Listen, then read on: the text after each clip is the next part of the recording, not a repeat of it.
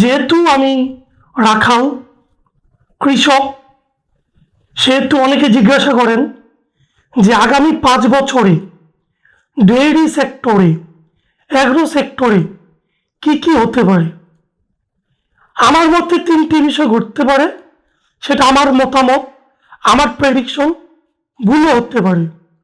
আমার মনে হচ্ছে আগামী 5 বছরের মধ্যে ফার্স্ট যেটা হবে, অ্যাগ্রো সেক্টরটা টেকনোলজিক্যাল সাপোর্ট নিয়ে ফুল স্মার্ট হয়ে যাবে। যেটা এখন বিভিন্ন দেশে শুরু হয়েছে, বাংলাদেশেও শুরু হয়েছে।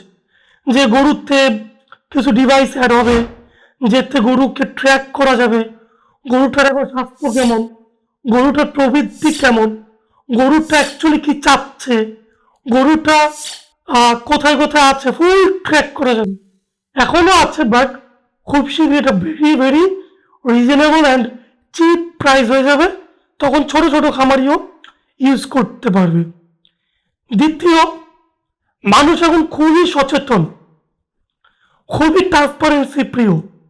মানুষ আগামী 5 বছরের মধ্যে ডেইরি হোক, অ্যাগ্রো হোক, এই যে আমাদের যে মিট, যে অশুদ্ধ দুধ, বাজারে ভেজাল দুধ, ভেজাল মাংস, মাংসকে কৃত্রিমভাবে মোটা তাজা করে মাংসতে পানি দিয়ে, গাভীর মাংসকে সার বলে, সারের মাংসকে ওয়াইবি মিট বলে বিক্রি করা, এটা ফুললি থেমে যাবে। সফটওয়্যার এমনভাবে ডেভেলপড হবে, মানুষ এমনভাবে নিজেকে ডেভেলপ করবে, সেমনভাবে টেস্টি খাবারগুলো চাবে যে মানুষ ভালো কিছু না দিয়ে পারবে না।